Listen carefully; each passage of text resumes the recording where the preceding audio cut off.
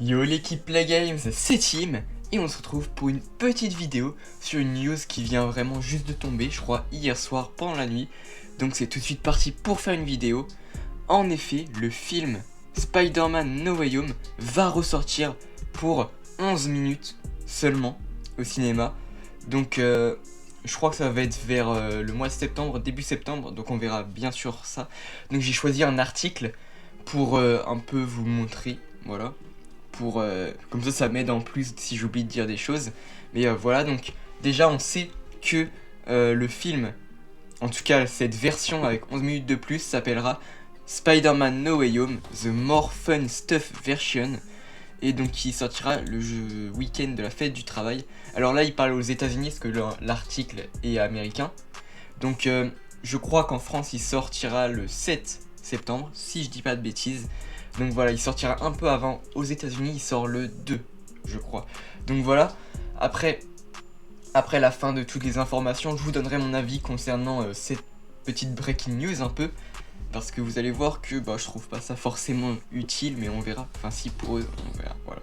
Donc voilà, donc en fait cette version, elle va comporter de nouvelles scènes qu'on n'a pas vues. Donc dans la coupe théâtrale originale, c'est-à-dire dans la version au cinéma. Et également dans les Blu-ray ou les DVD comme on voit là. Donc qui est sorti au mois d'avril, d'ailleurs que j'ai en DVD. Donc raison de plus pour pas aller revoir le film pour moi.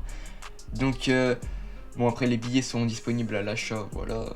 On peut très bien y aller sans les réserver, en tout cas je pense. Donc voilà, le film sortira le 7 septembre et on aura juste 11 minutes supplémentaires. Bon, c'est des choses qu'on n'a jamais vues, mais c'est juste 11 minutes. Ensuite, voilà, il raconte ça, donc. Dans le monde, le film a fait 1,901 milliard de dollars. Donc, je sais très bien, en tout cas, ça m'étonnerait pas que ce soit pour ça. C'est tout simplement parce qu'ils veulent atteindre les 2 milliards de dollars, ça paraît logique. Donc je pense que c'est aussi pour ça qu'ils vont refaire Tac, on va couper les pubs. Qu'ils vont refaire la sortie de ce film. Donc tac, là il nous parle du casting. Donc en plus c'est sûr que ça va quand même ramener d'autres gens qui ont vraiment apprécié le film. Moi j'ai vraiment apprécié le film, mais perso j'irai pas le voir. Donc Tobey Maguire, Andrew Garfield et Tom Holland réunis, voilà. Et ensuite on n'a pas grand chose à dire. Donc je vais vous mettre le petit trailer. Tac, sans le son. Bien sûr, je pense qu'on va se taper une pub. Ah non, mais il y en a une dans le plein milieu. Donc ça me laisse le temps de vous donner mon petit avis à moi. Alors pourquoi on ne peut pas mettre en plein écran? Tant pis, ça va être bugué. Donc ça me laisse le temps de vous donner mon avis. Tac, je vais me remettre en gros du coup. Voilà.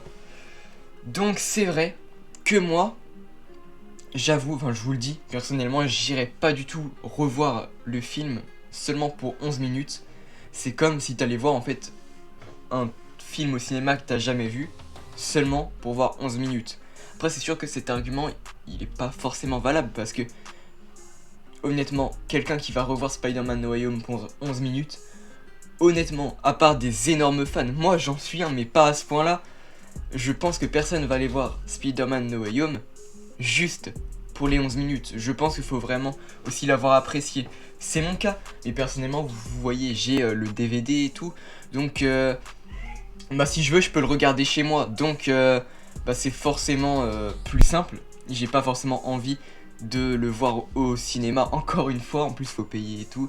Donc, voilà. Sachant que c'est seulement pour 11 minutes. Encore, il y aurait eu un peu plus, genre 30 minutes. Je pense que j'aurais potentiellement été le revoir. Parce que, en tout cas, j'espère que les 11 minutes, ça va être des scènes des 3 Spidey, un peu plus. On verra bien.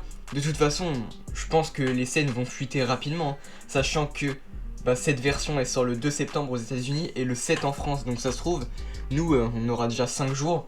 On aura largement eu le temps d'avoir vu les scènes fuiter. Donc à mon avis, franchement, il y a grave moyen que beaucoup de monde n'aille pas le voir.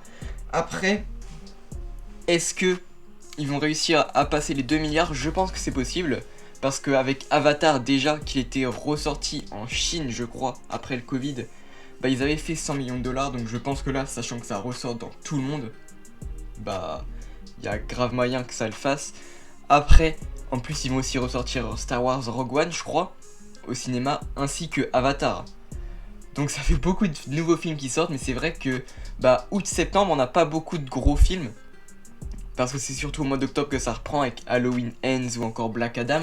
Mais c'est vrai que ces 2 mois on n'a pas beaucoup de sorties, donc c'est pour ça qu'ils vont sortir ces 3 films, un peu pour combler. Donc c'est vrai que on pourrait clairement aller les revoir, mais bon, Spider-Man No Way Home, c'est vrai que faut acheter le DVD, mais personnellement je l'ai, mais par exemple Rogue One, il est sur Disney+.